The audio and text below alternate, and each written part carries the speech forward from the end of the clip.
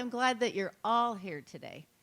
So I'm Dayna Wilson. I'm a seniors real estate specialist with Keller Williams Realty and the host and founder of the Savvy Seniors Living Seminars. And for the groupies in the room, some of you have been coming since June 2017. So we are now starting our 6th full year, month after month, bringing you panels of experts on a variety of topics. So if you're new to the group, we sure hope that you come back and join us starting in August 3rd, back at the Lafayette Library at the Community Hall, always the first Wednesday of the month, 10 to 11:30. So before we get going, couple housekeeping. There are restrooms right outside that door. I'm going to ask everybody, if you haven't, to silence your phone or turn your phone off, or we'll be hearing all of your very interesting rings. And I want to introduce the education partners, because without them, we could not continue to bring this to you for free. So let's see who's here. Atria Senior Living. They're waving in the back. We've got all three. We've got Walnut Creek, Valley View, and Lafayette. We've got Better Days Home Care. That's Bach Pregel. They do in-home care and live-in care. We've got Carlton Senior Living. Where are our lovely Carlton ladies? And there's really 5 Carltons. 4, yeah, great. So there's Mary in the back if you want to meet with her. Creating New Hope is transition services, helping people figure out what assisted living or in-home care home might be a good fit for them. Dayna Wilson, I'm a realtor. And we have Mutual of Omaha Lending. Where's Marty? Oh, right up in front. Okay. Mutual of Omaha Lending does reverse mortgages and reverse mortgages for purchase. I've done a lot of those in Rossmoor. Oakmont of Concord and Oakmont of Montecito. Those 2 lovely ladies are standing up in the back. Pamela and Michaela. Rob Silverman Law Group. Oh, Rob, there you are, hiding in the middle there. Awesome. Wonderful estate planning attorney. And the Reutlinger Group, Reutlinger. Oh, there you are, Nahid. Okay, you guys are all over the place. Reutlinger out in Danville. We recently did a bus tour of Carlton's and the Reutlinger. Who went on those tours? Anybody here that went on the tours? Oh, good. Okay, we've got some people. Wonderful. And we've got one coming up in September for the Oakmonts. So make sure to check your schedule and see if you can attend that one.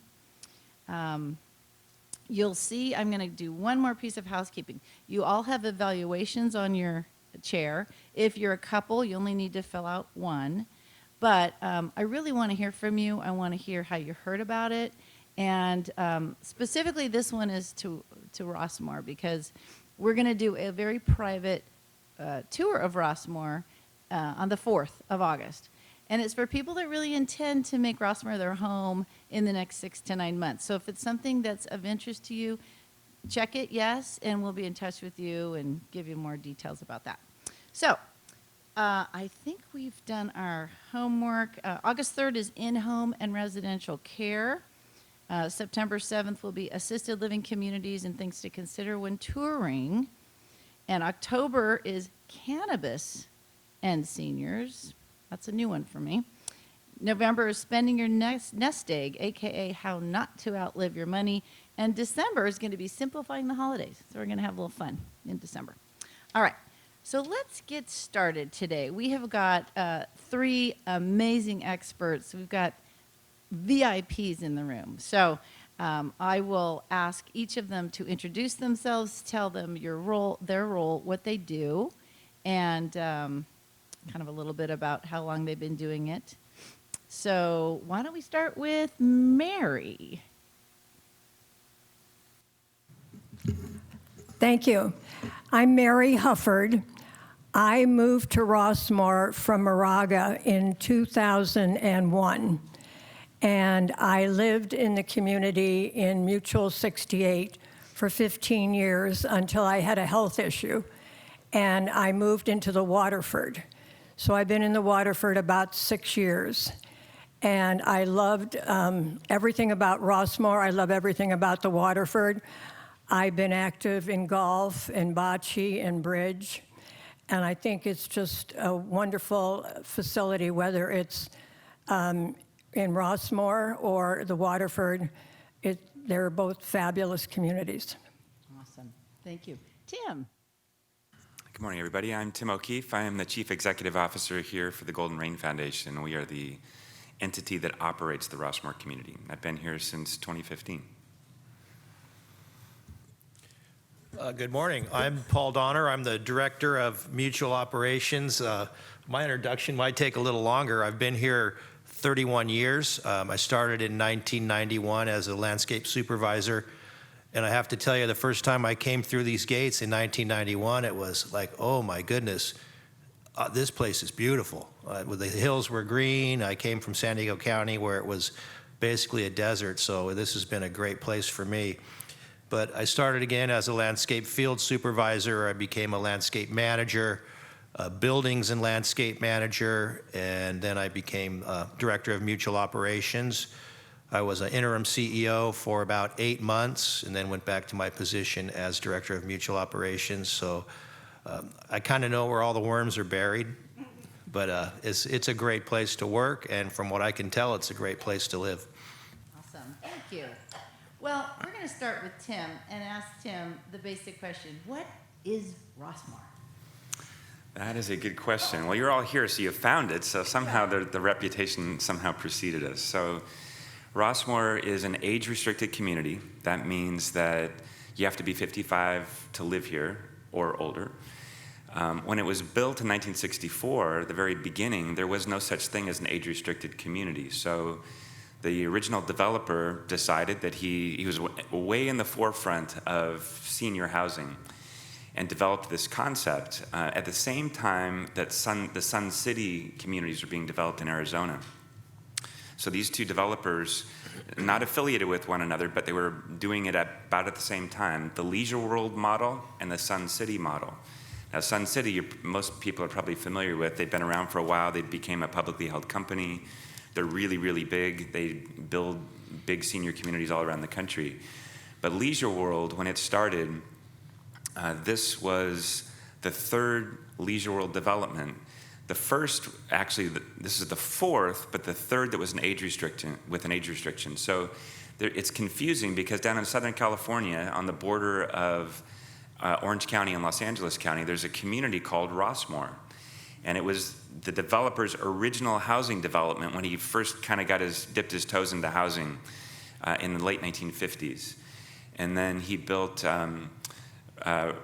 Seal Beach, Leisure World Seal Beach, which is a little smaller than us.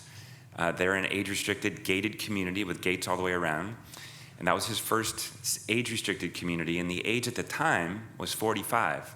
And this was in the time when there was no federal or state laws around age restrictions. So that came, I think, in around 1970 when the federal government and the state of California agreed that 55, you could discriminate on age based on 55 years of age and not violate the law. So Rossmoor developed from 1964 until I think about 2005 or so. So for about 40 years. It is now 6,676 units. There are 10,000 residents. There are 22 mutuals. Those are the homeowners associations. Each mutual is a separate independent corporation, nonprofit corporation. So every homeowner in Rossmoor belongs to the mutual that their housing unit is geographically defined.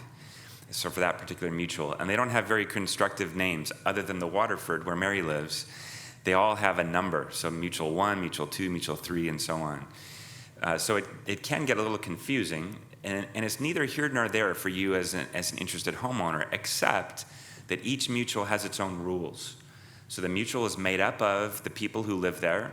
They elect their own representatives who are also residents. Then that board of directors hires a property manager to manage the mutual.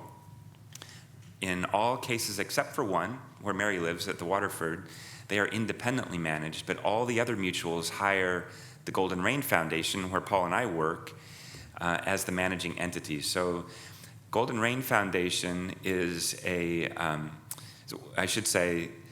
all of the common properties, this facility, the road you drove in on, all the open spaces, all the clubhouses, swimming pools, golf courses, all of that is all owned by a trust. It's called the Golden Rain Foundation of Walnut Creek Trust. We are the Golden Rain Foundation Corporation as the trustee that manages the trust facilities. So all the events in this building, this is usually a movie theater, we have an event center, all these facilities are all run and operated by the Golden Rain Foundation. So let's see.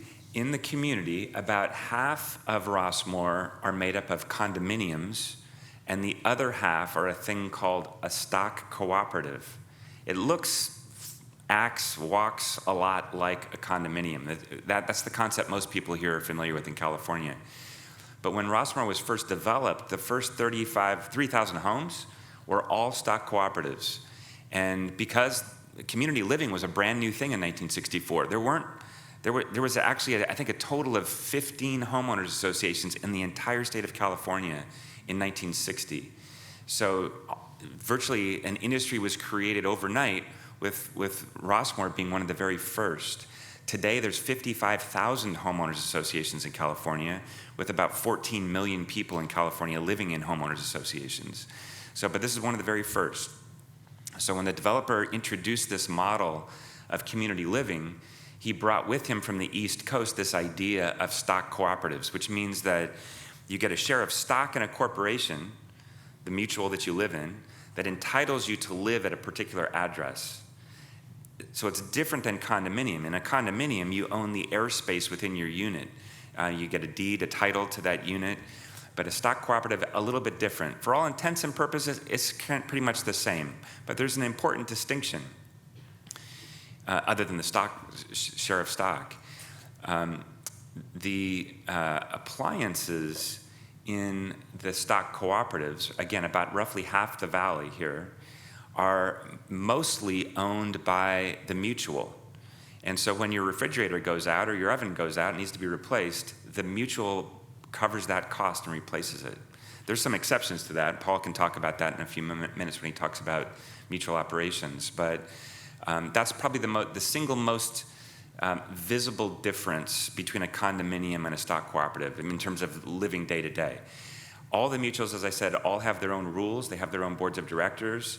If you find a home that you're interested in Rossmoor, you want to make sure you go online to our website, rossmoor.com, find the mutual's governing documents, read through them, make sure you understand what rules, what their requirements are. Most are very similar, but there are important distinctions. And probably most of you, I'm guessing, are moving from single-family detached homes. You probably have never lived in an HOA before. Community living is different. These rules exist for the common good, more or less. Some would argue that, but community living, when you're living, condominium on top of a condominium or a co-op on top of a co-op or right next door to, rows of housing, it's different. Parking is shared in some of the mutuals. Some mutuals don't have assigned parking. So that's when rules start to become important. So if somebody moves in with 5 cars, that's going to be a problem. When Rossmoor was built, most people only had 1 car. Somebody that was wealthy might have a second car. But today, that's very different. Today, virtually anybody that's got 2 members of a household probably has 2 vehicles or more. So it can become a problem. So that's why the rules are important. So make sure you understand the mutual that you're getting involved with if you find housing that you're interested here in Rossmoor. Rossmoor is also independent living. And what that means is that we don't provide assisted living services at all, none. So if you age in place and you decide at some point that you need assistance, you're on your own to get that. So you have to hire it outside the gate, and you bring those people in, they provide services to you. So again, community was designed around an independent living model. There's also an exception, which is the Waterford. It is not independent living, but when we get to the Waterford, Mary will talk to you about why the Waterford is different. And there's important distinctions there too. It's a condominium complex of 300 units. I think those are probably the important points, at least to talk about for Rossmoor at this No, stage. I mean, that's awesome. And I know, people are always, I talked to a number of you and let you know that as of July, the Golden Rain Foundation fee did go up from $10,000 to $12,000. And you started- September. Oh. September 1. We were told July 1, the association. July was the vote, I think. Well, you Yeah, still July- have time to move in yeah, and save $2,000. September 1.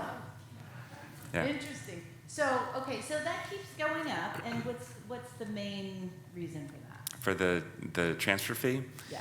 So we have a thing called a membership transfer fee. So when you buy into Rossmoor, you become a member of the Golden Rain Foundation. It's kind of like joining a club or like a country club. But just for a second here, I'm going to segue. So a country club is going to probably cost you $1,500 a month, roughly, plus a fee to join a country club. And for that, you get to join a golf course, you might get a swimming pool, and you probably get some tennis courts and a clubhouse for $1,500. And you probably have a $300 to $500 monthly mandatory fee that you have to spend in the clubhouse dining room. Whether you use it or not, you're going to get billed the $300 to $500. That's a typical country club. In Rossmoor, you get 2 golf courses. You get, well, we'll talk about amenities in a minute. You get so much more for less money than you would if you were joining a country club. So when you move in here, you become a member of the Golden Rain Foundation. And when you buy your home, you pay a transfer fee, a one-time fee. Right now it's $10,000. It's going to $12,000 on September 1. And it will increase $500 a year every year thereafter until the Golden Rain Board of Directors decides to change it to something else. So, as I said, you pay it once, and it is the money that we use to build these facilities. So the developer pulled out of here almost 20 years ago. So nothing new is going to be built by a developer. It's only going to be built by us, by the community. And so the way we pay for that to keep, this building was renovated about 20 years ago, and this room was constructed. We didn't have a theater at the time. We have this movie theater now. And a lot of these other things, we spent $10 million on a fitness center 4 years ago. It's a fabulous facility. It is the nicest fitness center I've ever stepped foot on in my life. It's incredible. We built an event center down the road here. It cost $8 million about 10 years ago. So we can build those things because we have the transfer fee. And this is really unusual. If you buy a home in another retirement community or active adult community like Trilogy, or like the Villages down in San Jose, or Lincoln Hills, which is Sun City up in Auburn, they don't have this. They don't have a transfer fee. It's actually illegal for a homeowners association to charge a transfer fee in California. But it's not for us because the Golden Rain Foundation is a trust. It was not set up as a master homeowners association. So we actually have an exemption under the law specifically for the 3 Leisure World properties in California: Laguna Hills, Seal Beach, and Walnut Creek. We have a special exemption under the law. So that's why we're unique. And I know it's painful to pay a transfer fee of that size, but you pay it once, and then you never, ever get assessed to build a building like this. If you move to the Villages down in San Jose, another beautiful community, just a few years younger than us, I think were built in 1968. But they got set up as a master homeowners association with sub-associations, and California outlawed transfer fees. So when they have to renovate a building or build a new building, you get a special assessment for that, $1,000, $2,000, whatever it might be, for every homeowner that lives in that community. That's the only way that they can keep refreshing their buildings or building new amenities and that kind of thing. We're right now studying whether to build an expanded pickleball facility. That money will all be paid for with the monies that are in the trust fund that is funded by the membership transfer fees. So that's what the membership, what we call the MTF, that's what that is. Thank you. And I'm going to skip down because you're sort of on a roll with what that pays for, right? So we're going to skip down. I'll come back to that other question in a minute. But tell us about some of the amenities, beyond the tennis courts and the golf course. Sure. So there's a ton. There's a lot. You have to work hard to be bored if you moved into Rossmoor, honestly. And when I hear somebody say that they just couldn't find anything to connect with, it's like, oh my gosh, there's 250 clubs here. This is a club-driven community. Residents create their own clubs. You got to have 20 residents, 19 other people that share your affinity for whatever, whether it's an ethnic club or a dancing club or a music club or performing arts or whatever it might be. You can create your own club. You just got to find 19 other people. So that's why we have 250 clubs. So it's a very, very active community. A typical year will have more than 20,000 events scheduled in our buildings, mostly by clubs. 20,000 in a year. It's pretty amazing. So we have 2 golf courses, 27 holes of golf. We have a beautiful tennis complex. There's 8 courts there that were built about 8 or 9 years ago. We have 6 clubhouses. We have 4 swimming pools. We have a bus service. We have bocce, 3 gorgeous lawn bowling greens. We have, right now we have 2 indoor pickleball courts and 3 outdoor, and we're looking to add 6 more outdoor courts. That will actually probably be covered. The board is right now considering plans for that. So the proposal right now is to have a covered, it still wouldn't be probably would not be completely enclosed, but would be a covered pickleball complex with solar panels on top. We have, let's see. You have electric car charging stations. 30 electric vehicle charging stations, 3 different pods of 10 at 3 different clubhouses. The fitness center is a 30,000 square foot fitness center. As I said earlier, it's magnificent. 4 swimming pools. I don't remember if I mentioned that. What about like the counseling? You know, you've got a Right, yeah. You've got they have a farmer's market, live music, guest speakers. Yeah, last year, which was a kind of a year where a lot of things were still contracted, right, shrunk because of the pandemic. We had 500 free events last year. That's performances, concerts, speakers, comedians, entertainment, movies, all the movies. Every day there's multiple movies shown in this theater. So the counseling office, this is something unusual you're not going to find in most homeowners associations. We have a counseling department with licensed clinical social workers on staff. I hear a phone ringing. So if you can all just mute your phones, that would be helpful. I'll call them later.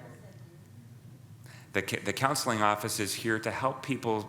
As we all get older, we have needs and issues and challenges. And the counseling office here is here to help you and your family members either connect you to services or connect you to resources that you might need as we get older and we age in place, or we deal with grief, or we deal with loss, or we deal with Parkinson's or Alzheimer's, all these things. We can't solve those problems, but we have resources here that can help connect you to other resources in the community that are offered by the county or the city and that sort of thing. So there is so much to do here. You really have to work hard to be bored. Awesome. And I'm going to ask you, which I didn't mention before, to hold your questions till the end. And one lady gave me her list already. So make sure that you are writing down your questions because you may forget by the time we finish. And we'll leave at least 15 or 20 minutes for questions at the end. So, think about what you want to know if we don't cover it during our talk. So, Tim, what's the average age? Has that gone up? Has that changed over time? So the funny thing is, everybody that lives in Rossmoor thinks that you live here for a while, your neighbor moves in, they seem to be younger than you, and everybody assumes that the average age is getting younger in Rossmoor. But for, nearly 60 years now, the average age has stayed exactly the same at 78. So it's because we got about 500 units or thereabouts that turn over every year. And certainly, most of those people that move in are younger than the people that they're replacing. But everybody else, the other 6,200 units, are all aging one more year. So the average age has stayed at 78 for decades. Interesting. Yeah. So interesting. All right. And so what happens if I move to Rossmoor, which actually my husband and I are thinking about, and what if I can't drive anymore? You mentioned you have transportation. Talk a little bit about that. So one of our amenities is a bus service. So until the pandemic, we had 5 bus routes that ran regular routes each one was a different route. One of them goes downtown to downtown Walnut Creek, so it can get you to the downtown movie theater, it can get you to Whole Foods, it can get you to BART, it can get you to different places downtown. The other routes all ran internally inside Rossmoor, serving different areas of the community. So it's 1,800 acres, so it's a pretty large community. It's about 3.5 miles long and about a mile wide. So I think in a typical year pre-pandemic, we would put 500,000 miles on our fleet of vehicles every year, almost all that being inside the gates of Rossmoor, to give you an idea. So it's a busy transportation system. Pre-pandemic, again, 125,000 rides in 2019. But since the pandemic, we've had to scale everything back. Clubhouses were closed for the better part of a year. Residents are starting to resume their activities. The clubs are starting to have their events again. People are trying to be cautious and safe and everything else, but I think the world is ready to resume their lives. And so we're getting ready we're staffing back up again with our bus service. Right now, the bus service is on demand, which means that you call or you go online and you make a reservation for the bus. They can come and pick you up, take you to a clubhouse. They'll pick you up when you need to be picked up. During, I don't know the exact hours, I think it's 7 a.m. maybe to 7:30 p.m., something like that. So when there are events that last longer than that, you have to use other means of transportation if you're out longer than the buses are running. Yeah, so it's a great resource for people, especially if you still love living here in Rossmoor and you're aging in place, you don't feel comfortable driving, or maybe you aren't able to drive anymore. The bus service allows people to remain independent for quite a bit longer. Awesome. Well, thank you, Tim. I'm going to pop over to Paul now. And Tim says Paul runs the place, so I don't know about that. But do you know, who here knows people that live in Rossmoor? A lot of us do, right? So I'm sure you've heard the word mutual before. The dreaded mutual, no. So Paul, how many, we already know, 22 different mutuals, kind of all marching to their own drummer, if you will, right? Why so many? And why are they different?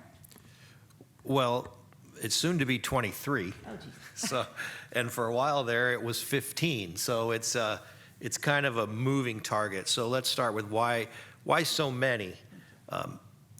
In the beginning of Rossmoor, there was first Walnut Creek Mutual, almost 2,000 units. Second Walnut Creek Mutual with 1,300 units, 1,400 give or take. And third Walnut Creek Mutual. Third Walnut Creek Mutual consisted of a number of different projects with different architectural styles. And over time, those projects have spun off and become their own mutuals. They felt like they could get better representation. And then in addition to that, there were about 12 mutuals that never joined Third Walnut Creek Mutual from the beginning, and we called them independent mutuals. But what happens is there might be a mutual that has trouble finding board members, for instance. And so all of a sudden they try to merge into Third Walnut Creek Mutual because then they only need one board member. Other mutuals or projects in Third want more representation on the board, so they pull out and want to set their own policies. My personal opinion is each project is better off being their own mutual and setting their own policies, and so I kind of advocated for that, so a lot of it's my fault. Well, it makes it very challenging to help people buy and sell in Rossmoor. Yes, we figured yes, it out. yes. It's all on the website.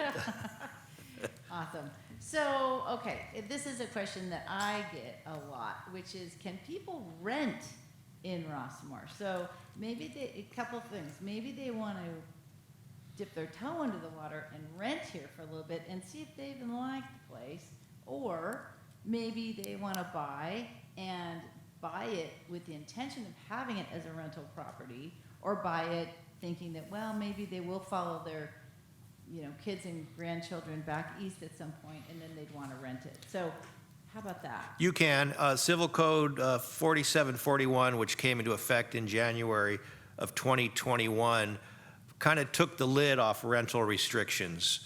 And so really, the only restriction that can be put in place is that 25%, only up to 25% of a homeowner association can be rented. Prior to that, some of the mutuals were trying to limit it to 5%, 10%. So you can rent up to 25% of your homeowner association.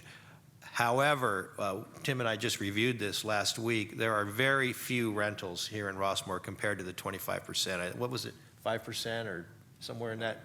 Yeah, even lower than 5% of the homes are rented. The one thing that you can't do is list it as an Airbnb. But you can do a short-term rental starting at 3 months. Some of the mutuals try to restrict a rental to 1 year. I'm not sure if that's legal or not, but they go out and get their opinions from their attorneys, so that hasn't been challenged yet. But the answer is yes, you can, and many residents do that. Some residents will also rent their place every year to the same people for 3 or 4 months as they go somewhere and somebody comes into Walnut Creek. So yes, you can rent. Awesome. Okay, perfect.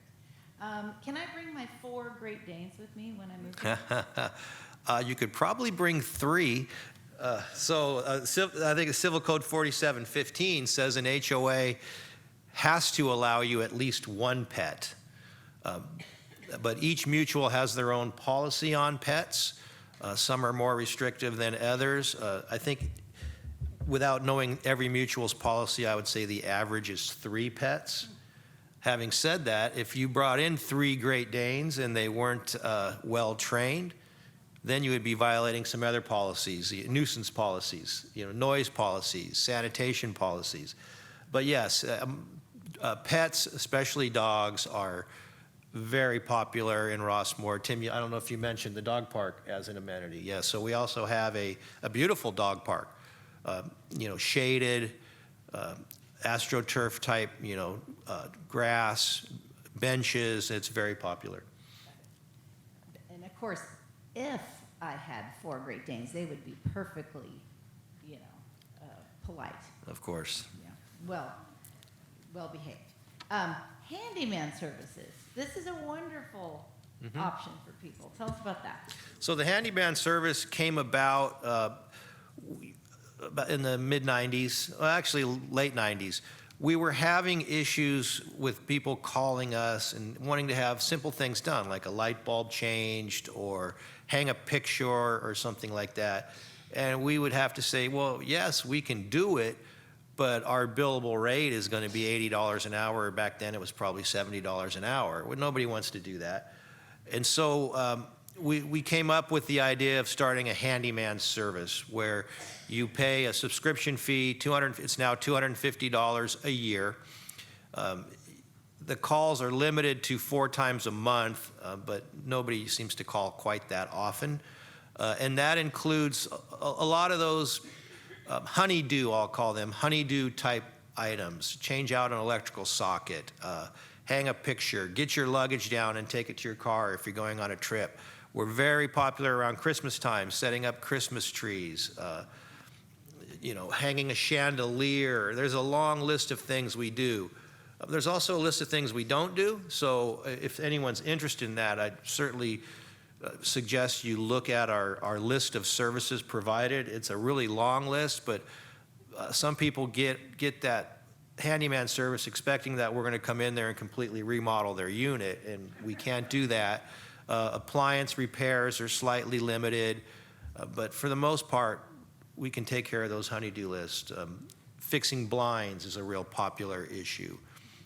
Hanging pictures, hanging TVs, Right. handyman That's type awesome. stuff. You'll Yeah. do the audiovisual? You'll paint? Oh yeah, absolutely. Yeah, yeah. For some reason, everybody has, even myself sometimes, programming your remote control. Yeah, that's a popular one. Wow, that's awesome. Yeah, usually it's the source button, by the way. Yeah, that's $250 well spent. Yeah, I'm I telling bought it for my mother-in-law when I worked here and she lived here because awesome. I got tired of going up there.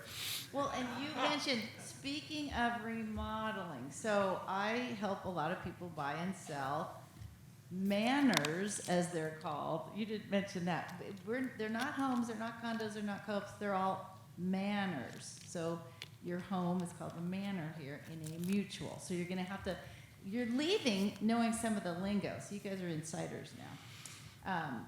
But if you do remodeling here, there are very specific things you need to do, and there are very specific things you need to do when you buy and sell. But I'm going to have Paul talk about mod permits versus City of Walnut Creek permits and how all that plays out. Okay. And if you were, because I've had homes where I've listed where a massive remodel of the kitchen was done, let's say so many years ago, it wasn't permitted with Rossmoor, and the people that did it are passed away, and the company, you know, like, let's talk about all that. Well, there's a lot to talk about I there. know, there is. We could fill an hour with that, Okay, but well, I'm gonna sit we'll down. give you the condensed version. So anytime you make a change to your manor that affects common area, that requires a permit from your mutual. So let's say you want to put up crown molding, that would require a permit. Obviously, a kitchen model would require a permit. Let's say you're going to add a new cable TV outlet. Believe it or not, that would require a permit.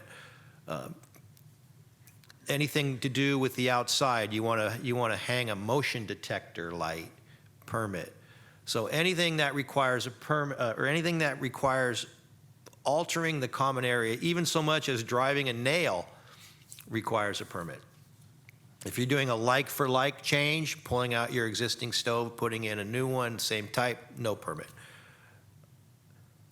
The City of Walnut Creek has their list of alterations that require a permit. Obviously, a kitchen remodel, anything electrical would require permits. And then there's the mutual list of things that require a permit. So if you're doing an alteration that requires a City of Walnut Creek permit, you first have to get your mutual permit. The City of Walnut Creek will not issue a permit for an alteration that requires a city permit until you have your mutual permit. And that's an arrangement that we made with them some time ago because people were trying to bypass the mutual permit process for obvious reasons. You guys know what that reason is? There's a cost for both of them, right? So you got to pay twice.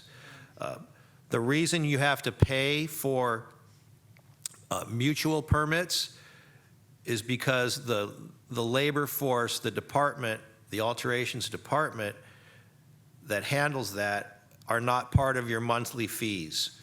The permit fees cover the cost of the department. So it's a way of keeping the monthly dues down and passing that cost on to the actual users of the service. And that's kind of a model we have in other areas as well. So let's talk about an unauthorized alteration, and we have a lot of them. We do have a lot of them. I'll give you my favorite example. Hardwood floors upstairs are not allowed because it's just too noisy for the people down below. And there was an unauthorized alteration. Hardwood floors were put in an upstairs unit. Our inspectors do a resale inspection at the time of resale, and obviously they noticed that right away and said this floor is going to have to come out. The floor has to be removed. It's not permitted. So the owners, it was what we call a flipper. Everybody knows what a flipper is nowadays. Said, okay, no problem. So the inspector came back and there was carpet down, and our inspectors are pretty savvy. They've been here almost as long as me. And he reached down and he picked up the carpet and pulled it. It wasn't even tacked down, and lo and behold, underneath was a hardwood floor. So they just tried to cover it up. So the bottom line is, if you have an unauthorized alteration, whether you put it in or not, you're going to be responsible for getting it permitted if it can be permitted, or removing it if it can't. And money is withheld from the escrow at the time of the sale until that alteration is corrected. And this happens literally every week. We come across this. So if you move in here and you decide that you want to do an alteration, it really behooves you to do that. And it also behooves you to check your your building file that you can get from the seller's agent to make sure all the alterations that you have documented are there. And if you have some that aren't, you should bring that to the seller's attention. Right. And once in a while, we even have something called out on our Rossmoor inspections about landscaping as well. Interesting things have come up along that. Well, yeah, landscaping, and you heard from my introduction, I come from a landscaping background, and when I came to Rossmoor, they were talking about something called a private garden, and I was working around condominiums all over LA County, San Diego County, and I never heard that term. But here they're quite common, and they were quite common. And what that is when somebody actually takes over a part of the common area and makes it a little garden area. They put in roses or they fence it off and have their own plantings in there. And those are always called out at the time of resale. It used to be that the new buyer could accept that and take it over, but that is slowly being phased out by the mutuals where they're asking them all to be removed. And if you were to apply for a private garden now, you would have to get a vote of the majority of your homeowners association or your mutual to approve that, because essentially what you are doing is you're taking over common area for your exclusive use common area, and that's a no-no. So private gardens are being phased out. So if you want to grow tomatoes or something, or roses, we have a garden club that you can join and do it there. Or, that's why when I'm working with people buying in Rossmoor, I have a very long list of questions I ask them to make sure that we're covering all the things that they would want and need. And a lot of places that used to have outdoor, let's say specifically outdoor decks, have been enclosed. And so you may see quite a few places that don't have any outdoor space. Some places have 2 patios.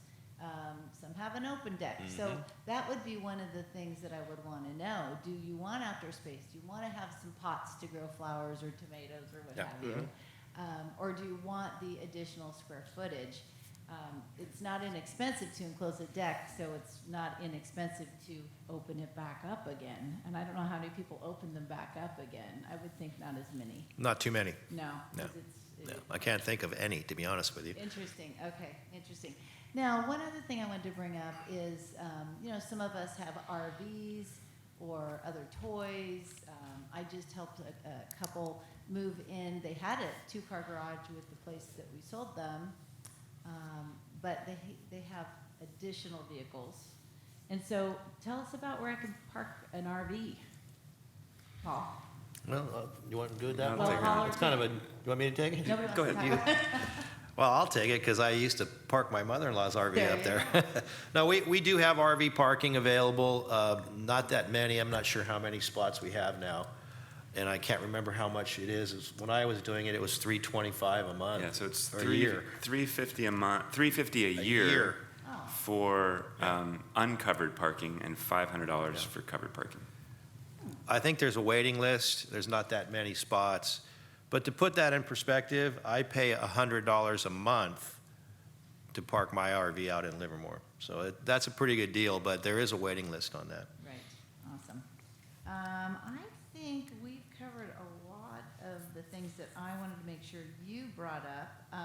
And I'm going to now transition over to Mary with the Waterford, and then again, we'll open it up for questions. So, all right, Mary, what type of living is the Waterford?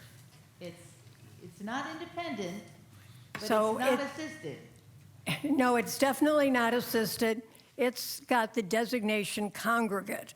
And the reason for that is there is a dining room that serves lunch and dinner 6 days a week. On Sunday, it's a brunch and dinner. And in the monthly cost is housekeeping for everybody. So because of those 2 services, it goes under the term congregate. But it really is independent in that if you need some medical help, just like in Rossmoor, you need to hire your own help.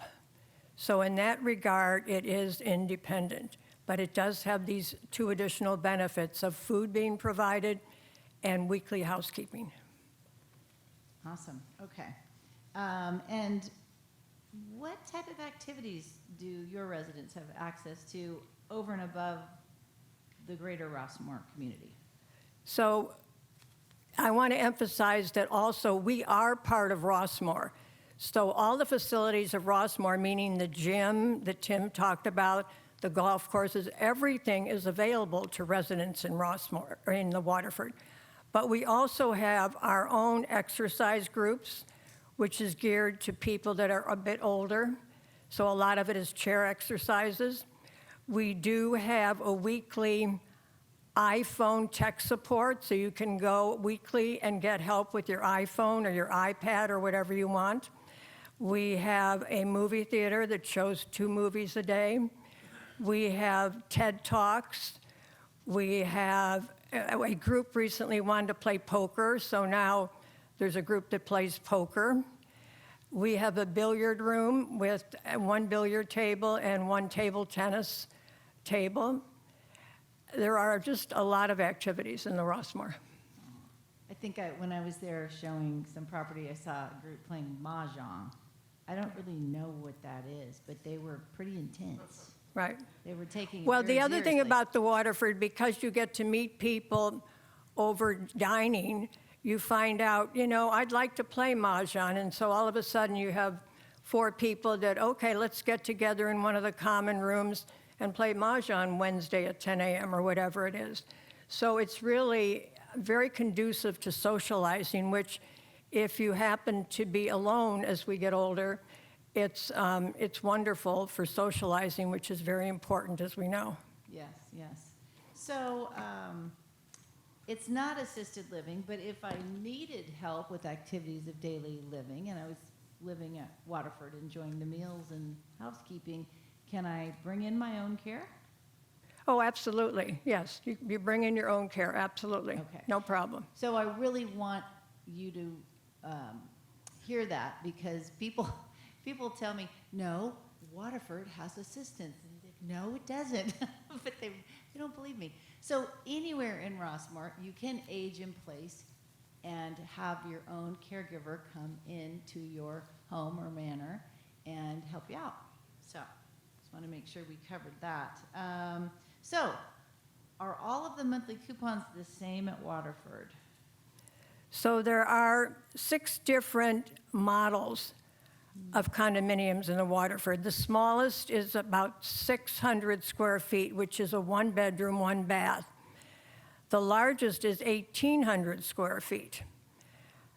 And then I would say the most common one is a 900 square foot, 2-bedroom, 2-bath, and every unit has a full kitchen. So you have a full refrigerator, microwave, oven, so you can, prepare meals in the unit, and each unit also has its own washer and dryer. That's awesome. Is it staffed 24/7? If I needed somebody at 2 a.m., is there anybody around? Yes, there is one of the desks. First of all, let me say there are 2 buildings. Each building has 150 condominiums in it, and each building has a dining room. So you can walk from one building to the other by going through the corridor near the dining room. One of the buildings is staffed 24/7, so you could always call if you had a need in the middle of the night for something. If you don't call Securitas or 911 and you report to the desk you're having an issue, they could help you. I'll call 911 for you or call Securitas for you or get you help. But yes, there is a staff there 24/7. And you just said a word that I don't think our guests know, which is Securitas. So Securitas is in charge of the gate, and they also have paramedics. You correct me if I'm wrong on this. Not paramedics, EMTs. So EMTs, thank emergency you. medical technicians. It's not the same level of care as a paramedic, but that's an important service that we provide. So Securitas is a contractor. They do public safety. As Mary said, they staff the gate. When there is an issue in the community, they respond.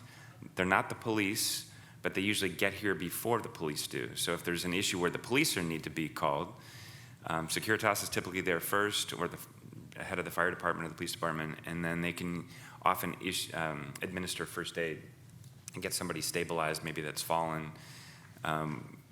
So their service is indispensable. There's another service that they offer. It's very limited, but it's I think we call it a stair track. Stair track.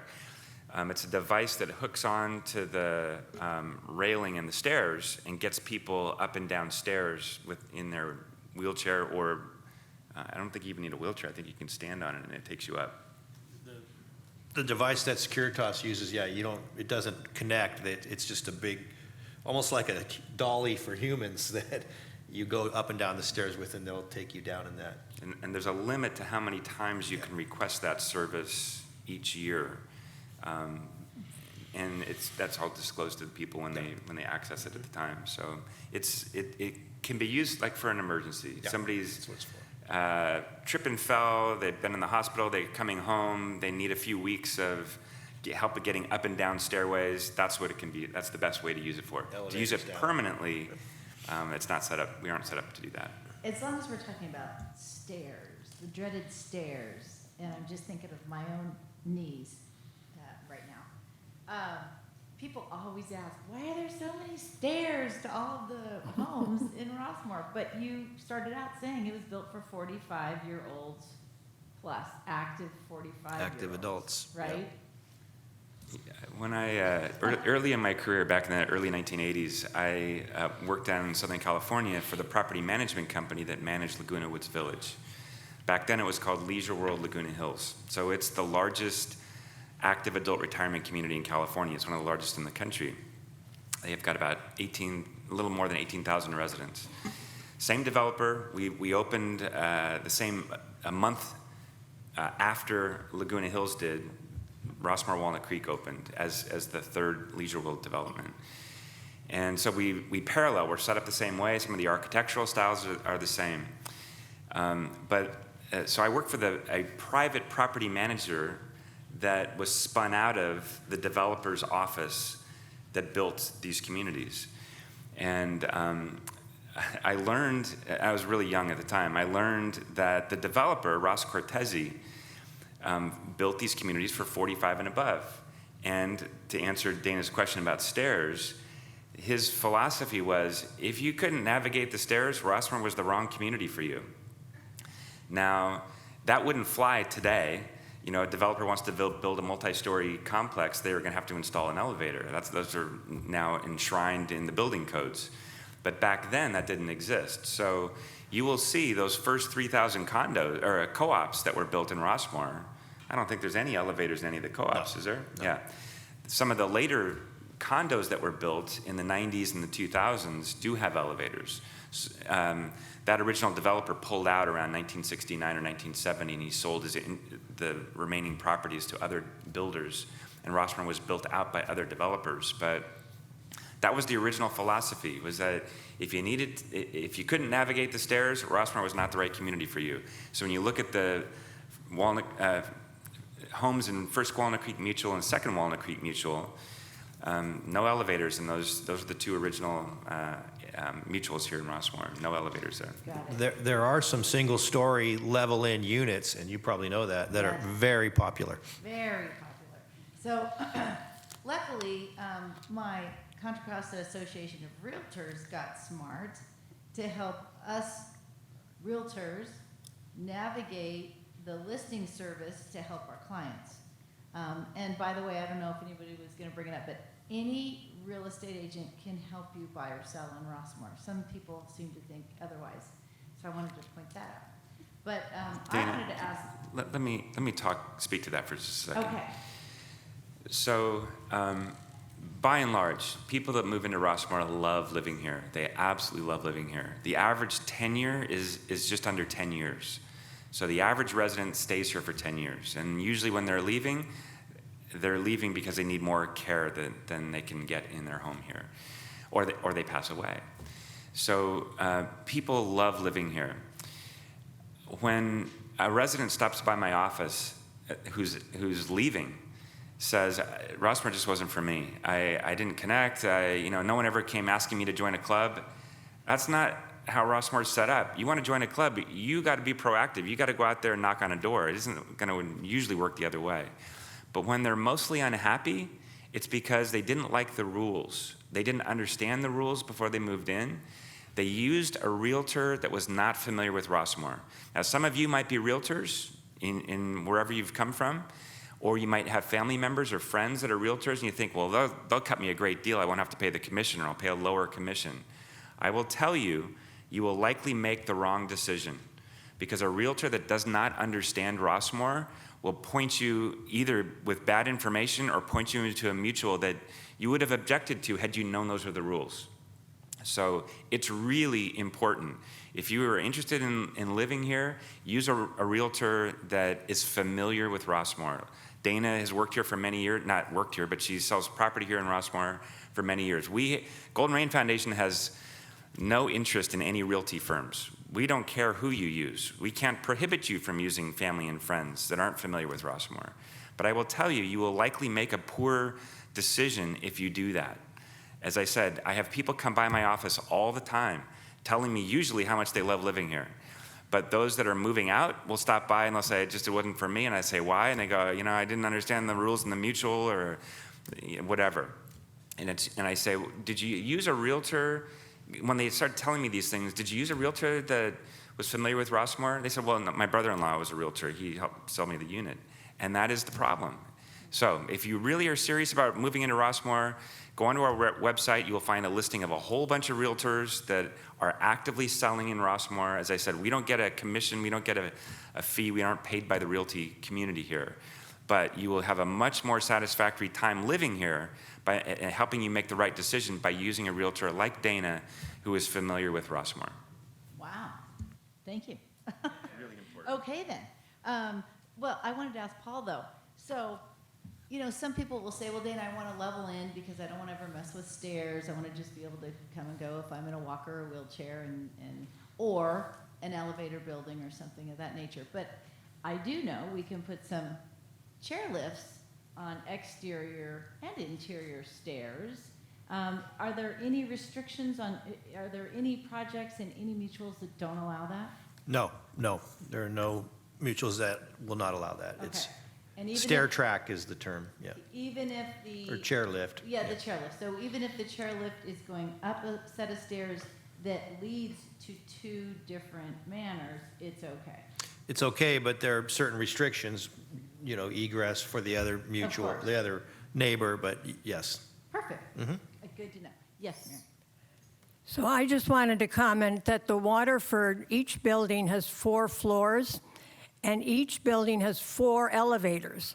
So as we know, everything can malfunction sometimes.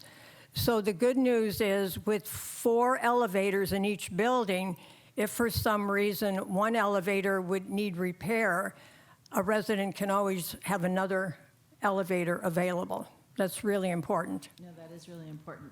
So, Mary, if I wanted to purchase a manor in the Waterford, what is my orientation? Is it similar to what we do with the other mutuals when someone is going to purchase and move in? Tell me how that's different. Is it, or maybe it's not? Well, so when a resident moves in, there is someone on the staff that will give an orientation to the resident. You have things such as, how do you recycle, which of course is true in all of Rossmoor. They will answer any questions and give you information, which is always voluminous when you have completed a real estate transaction. So the other good amenity that the Waterford has is there's a welcome committee, and every Wednesday night there are tables for new people where you get to meet other new residents, you get to ask questions of residents that have been there a while, and other residents that are new to the community. So you don't really feel lost, I would say. You're given plenty of information. And I also want to comment that unlike the rest of Rossmoor, because we have staff, We do have people that will do repairs. So we don't work with MOD because we have our own people in-house. So if you need a furnace filter changed or a light bulb changed, as Paul mentioned, those type of services are available. That's awesome. That was my next question for you. Okay, I preempted you. So, are there any other things that we should know about Waterford that makes it very different than all the other places? Well, I'll mention a couple other amenities. There's so many, I'm leaving some out.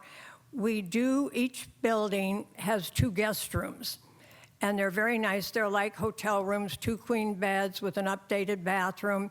So if you have family or friends that are visiting, you can reserve one of those rooms. The cost is $120 a night, and it's available only for the guests of Waterford residents, not for other people. And we also have a beauty salon, which is very nice for people that aren't going out and about anymore for services. And one day a week, there's a barber there. So we have hair cutting, we have nails, manicures and pedicures, and it's heavily used by many residents who no longer get out that much. That's awesome. I'm going to switch over to Q&A unless anyone wants to say one more thing that I forgot to ask you about. So I forgot to mention, I thought of some more amenities. We have a wood shop, a lapidary, ceramic studio, art studio, sewing studio. Those are all right out here. When you walk out of this building, you can see them as you want to walk around the plaza here. A billiards room, hall in the back over here. There's, bocce's up in another facility. And a restaurant. A restaurant, right. Nobody ever talked about the restaurant. And a spectacular event center. So our event center is, 8 or 9 years old now. And we've had Leslie Stahl from 60 Minutes here, Rita Moreno from West Side Story. The Lionel Hampton Band plays here about once a year. Lots and lots of entertainment. And lately, it's tended to be more around baby booming interests. So there's a little more rock and rolling going on. So not as much big band stuff, although we do have the Rossmoor Big Band. And the Rossmoor Big Band, if any of you are interested, they're always looking for musicians. It is one of my favorite things that we have here in Rossmoor. It's a group of music instructors that have taken this on as a labor of love for the last, 30 years or so. And residents play with youth.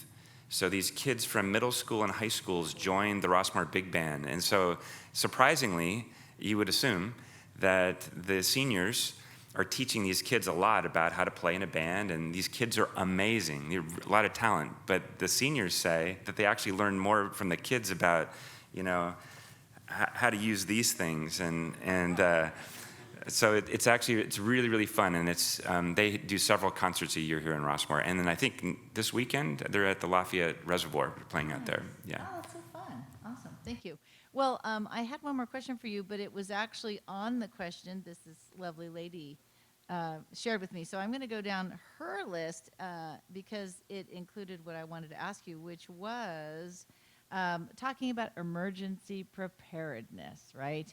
So her question was, does it have its own fire department? Are there emergency exits besides the main entrance road? A lot of people ask me that as well.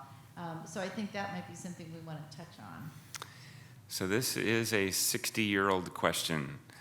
There is one way in and one way out of Rossmoor on a road. There are 8 other, what we call emergency access points around the valley that emergency personnel would use to either bring equipment in or to get people out. There are, 3 other paved exits, including in that total of 9, what we call these emergency access points. But they are not regular routes that you can go in and out of. The regular route is the gate that you came in. That's the main way in, the main way out. So that causes a lot of anxiety for people. It's something to think about. If you are not very ambulatory and you are concerned about a wildfire, we are surrounded by thousands and thousands of dry acreage, oak-studded hillsides, thousands of acres. The Las Trampas Wilderness we butt up to, and there's thousands of acres going south from here. We are surrounded on 3 sides by basically wilderness. So it's something to be concerned about. We take a pretty active role in trying to do what we can to mitigate fire risk in particular. We collaborated with the Contra Costa Fire Protection District, which is the fire department, this past year on a $5 million grant application with CAL FIRE, and it was just awarded about a month ago. So we didn't get $5 million, we got $3.1 million. Not to us, it's going to CONFIRE, which is the fire company, fire agency for the county. And they will do what's called a shaded fuel break. Almost all of those funds are for Rossmoor. It was intended for Lafayette and Moraga. In fact, in the application, that's what it said. But if it had been $5 million, it would have included those communities. The $3 million is going to be here in Rossmoor. So that will go a big way towards hardening our perimeter, basically, or at least making it more fire safe. The other significant benefit that we have is all of the housing in Rossmoor pretty much, this is a bowl. It's a long bowl. And the low point of the valley is the golf course, and which is where the clubhouses are situated mostly, and the golf course. In the event of a massive fire, a wildfire that was sweeping through the community, it would stop at the golf course. Green grass does not burn. You can go onto the internet, you can find all kinds of examples of fires stopping at the edge of golf courses. Green grass, irrigated grass will not burn. So at a minimum, the golf courses are our fire break. The clubhouses would be points of refuge, in the event of a disaster like that, either for triage or as a way station before we can get people out of here. Now, the Golden Rain Foundation cannot order an evacuation. We cannot manage an evacuation by law. It is only public safety, civil authorities that can order an evacuation of any community anywhere. So the fire department and the police department can order that. And so we work very closely. We had our very first, in the history of Rossmoor in 60 years, our very first evacuation drill about a month, maybe 6 weeks ago. We coordinated that with the police department and the fire department, the city of Walnut Creek and the county of Contra Costa, the city of Lafayette. So we had, it was a big undertaking. It was relatively small, but they wanted to test whether they had the capacity, whether the fire department and police department could manage an evacuation out of Rossmoor. And it went really, really well. But here's the important thing that everybody that moves into Rossmoor has to understand, is that we don't provide your food, we don't provide your water on a daily basis. You do. This is independent living, different than the Waterford, which is part of Rossmoor, but they do provide food for the residents at the Waterford. But the other 6,376 homes in Rossmoor, Golden Rain Foundation doesn't provide you food and water. So you have to make your own plans for your own personal safety. This is, again, independent living. So if you are concerned, we need you to understand that you have to take parts of that into your own hands. So your medicine, your emergency food and water, a place to go in the event of evacuation, you need to know where to go. Do you have friends or family outside the gate that you can evacuate to? You don't want to go right outside the gate to a home in Walnut Creek. If it was a major fire or earthquake or something, you need to get out of the area. Do you have somebody in San Francisco or Sacramento or Las Vegas that you can go and stay with while the calamity is over, kind of a thing? So you need to know where to go. So every resident here, that's all communicated to them repeatedly. It's in the newspaper. We have a weekly newspaper. We have a television station, which I forgot to mention. We have our own TV programming. All of that is communicated to the residents. We have a great club called EPO, the Emergency Preparedness Organization of Rossmoor. It's a club spun out of the Golden Rain Foundation years ago. And that club is very, very active in helping residents prepare for a disaster. You can go onto their website. It's called rossmoorepo.org. And you will find a whole bunch of information on their website around how to be prepared in the event of a disaster. So what we say is, yo-yo, you're on your own in the event of a disaster. That's common terminology that emergency personnel use throughout the state. You have to be prepared. We cannot take care of you. We have 250 staff. Most of them are maintenance people. They take care of gardens and roofs and things like that. We aren't equipped. We don't have enough staff to take care of everybody in the event of an emergency. So just keep that in mind. No place that you're ever going to move to, no homeowners association or master plan community is going to provide you with resources in the event of an evacuation. You are on your own for that. So make sure, so you have what we call a go kit or a go bag at your front door that's got your important medications, your important papers, your passport, your identification, food and water that you might need for a couple of days. All of that should be handy near your front door in a closet so you can grab it and go in the event that the fire department ordered an evacuation. Very good information.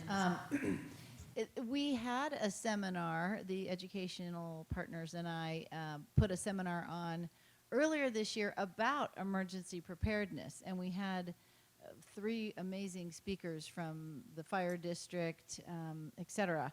And you can go to the website and look at the video if you wanted to learn more. A lot of us learned a lot of new things about different, you can join different, you get a call on your cell phone. There's a lot of different things that you can use. And if you don't have a cell, and if you don't have a home phone, and what does that mean? And so that might be a helpful source of information too. Another good question I was given was, what about, and I'll kind of add to this, what about live-in guests, live-in caregivers that are not 55? Or if one of you is 55 and the other one isn't 55 yet? Who wants to take that question? You can have caregivers. You can have one person has to be 55 who lives here. You can have others that are younger than 55 who live with you, whether they're our roommates or housemates or caregivers. Okay, who's got a question? And I'm going to walk this around. All right. Oh. All right, Phil, take it away. Thank you all. You've been great. You mentioned something about monthly dues in addition to the initial fee. So I'm wondering what that is. And for folks who are on a fixed income, there are increases in those monthly fees. Is there any resource available to them to manage in that situation where there's an increase in fee, but their income hasn't changed? So the Golden Rain Foundation, so all these amenities that I've talked about, cost every resident $308 a month. So that's part of what we call the coupon, or the monthly assessment, the monthly dues. That is might sound like a lot of money. It is a lot of money. But that's all the amenities, all the clubhouses, all the activities. There are some things that have fees, like going to a concert sometimes. There might be, if it's a big name, there might be a $10 or $15 or $20 fee to go to the concert, kind of a thing.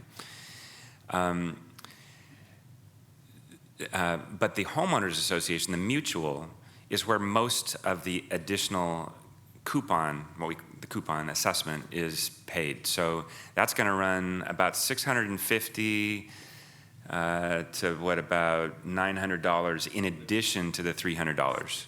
The average, I think, with Golden Rain and the association is just under $1,000 a month. Okay. Yeah, that's about the average. And that is the operating cost for your mutual. In some cases, that will include your water that you're using if you're in a co-op. So you don't have a water bill? Sorry? Well, in all cases but one. In the co-ops? And the condos. And the condos too? Yeah. Okay, so it also includes your TV. We have a Comcast package that I think is about 175 channels, and you get high-speed internet. That's included. Garbage. Yeah, many of the utilities are all covered by your mutual. Insurance, although not for your personal possessions, but the insurance for the buildings is included in that. So you have to, when you're looking at coming from a single-family home outside of Rossmoor, if you didn't live in a homeowners association, you're coming into community living like this. That coupon, when you own your own home, like I had to replace my roof about 5 years ago, the roof on my house. I live in Lafayette. It was like $12,000. I had to paint my house. That was $5,000. Those are hard bills to have to pay. You don't have those bills anymore if you live here. There is one exception. We have one homeowners association at the far southern end of the valley, as far as you can go. 63 single-family detached homes. It's called a planned unit development. They're not condos, they're not co-ops. So roughly the valley is split up with roughly half condos, half co-ops, and then we have these 63 single-family homes at the southern end of the valley. And those homeowners do have to pay their utilities, their own insurance, all those things. So they have to replace their own roofs, they have to replace their own paint, and so on. The mutual does not pay for those things. They're single-family detached homes. All right, I'll just work on this side and work over. Anyone else on this side with a question? Okay, well, I'll come. Let's see, I'll do this. Because I want everybody to hear everybody's questions.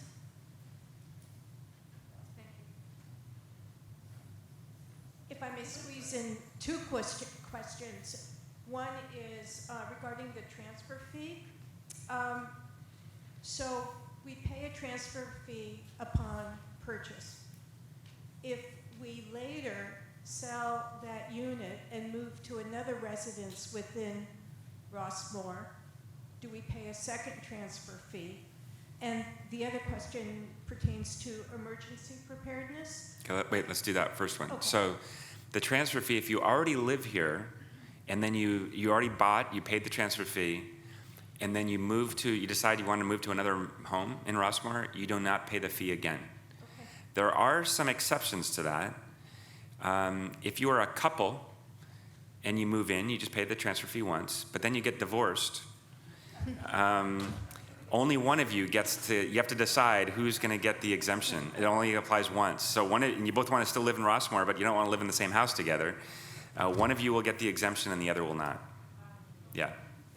The other question is about emergency preparedness regarding earthquakes. And are the residential units bolted to the foundations? In most cases, the residential units have not been earthquake retrofitted. As far as being bolted to the foundation, I don't know the technicalities on each individual mutual, but they have not been earthquake retrofitted. Some of the older mutuals have studied that and just haven't found it to be cost effective. Now, a newer mutual, like where Mary used to live in Mutual 68 or Mutual 61, of course, they would be built to more current code. So that's an important question around earthquake. So none of the mutuals in Rossmoor have earthquake coverage. The Golden Rain Foundation does for all of our clubhouses. So in the event of an earthquake, if this facility was damaged, it would be covered by insurance. So you would not be assessed to repair this building. But if the mutual did, there is no coverage. None of the mutuals have elected to get earthquake insurance. Is Rossmoor in an earthquake zone? The question is, was Rossmoor in an earthquake zone? Pretty much any home in the Bay Area is in an earthquake zone. The Hayward Fault runs through the Berkeley Hills. There's multiple faults there. Loma Prieta runs, out more towards the ocean, or not Loma Prieta, sorry, the San Andreas Fault. So yeah, there's earthquake faults all over the Bay Area. Let's keep going here with questions. Okay, Pat. Two questions. The first, in all the places at Rossmoor, are you able to have a grandchild come and stay with you for a while? Yes, of course. This is a question regarding exteriors. Is there a rule or set of bylaws that you have to invoke should you want to paint an exterior, or how does that work? So the exterior maintenance of all of the condominiums and co-ops, with the exception of the PUD that Tim talked about, are the responsibility of the mutual, and so the mutual will decide the paint colors. So that would be something that you could not do, even as an alteration. The exterior. Exterior. Interiors, you can. Interior, you can paint any color you want. You can go wild. All right. I was wondering, what is the total population in Rossmoor? Do you have any idea? It's about 9,700. Thank you. Carol. Thank you for your presentation. Could you give us some idea of the cost, the range of cost of Rossmoor and then Waterford? Do you mean the cost of the price of housing? To buy. Probably. I think every once in a while I've seen housing in Rossmoor. Every once in a while, for about $250,000, you can find a unit that maybe has never been updated. Not lately, I don't Needs think. a lot of attention. I actually saw one. Did you? Yeah, Oh, okay. this summer. I I might have buy one it. coming up. Yeah, and they go up to about 2.3 million. Yeah. Yes, I think it's the highest I've seen. The average is, I think, around 700,000 now. How about property taxes and PG&E? So if you live in a condominium, you're responsible for your own property tax and your own PG&E within your home. The exterior common area PG&E would be the responsibility of the association. If you live in a stock cooperative, the property tax are part of your monthly dues. So if let's just assume your monthly dues in a co-op were $950 a month for your regular dues, your property tax would be added onto that. And then the mutual themselves would pay that property tax. I want to comment that in the Waterford, I have been amazed, and I've kept track for 5 years.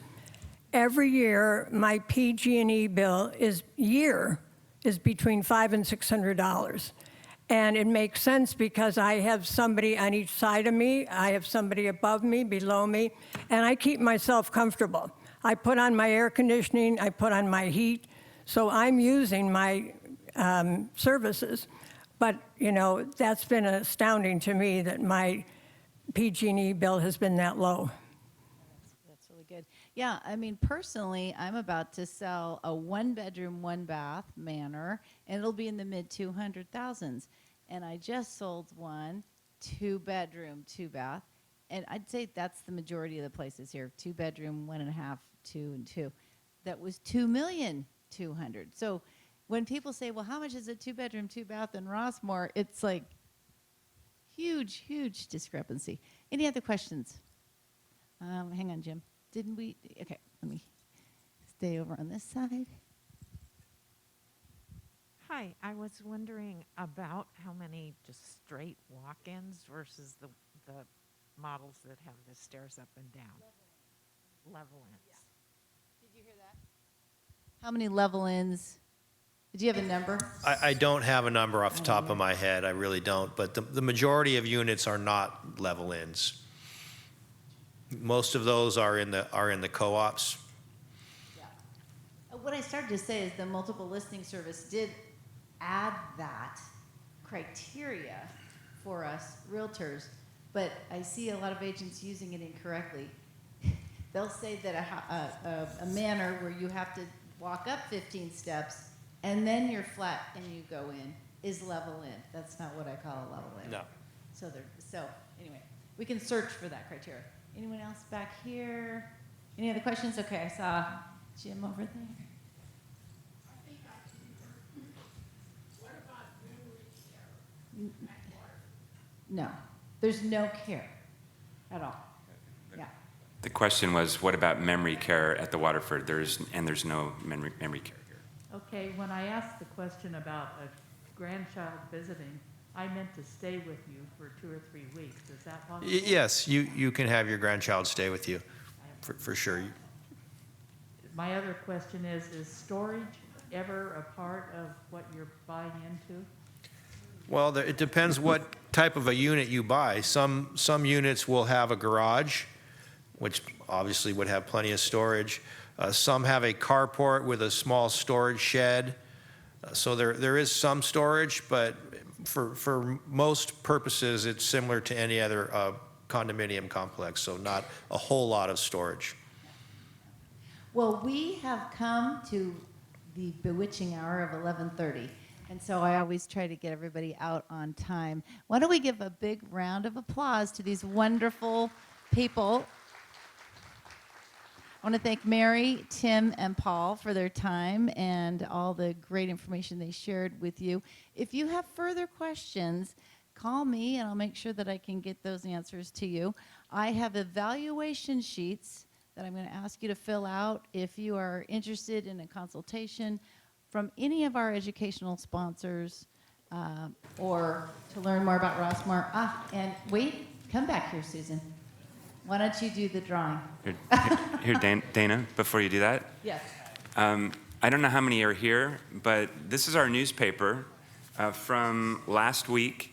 I put 75 of them out here in the lobby. Take one home so you can read it. You'll see the ads for the realtors in here.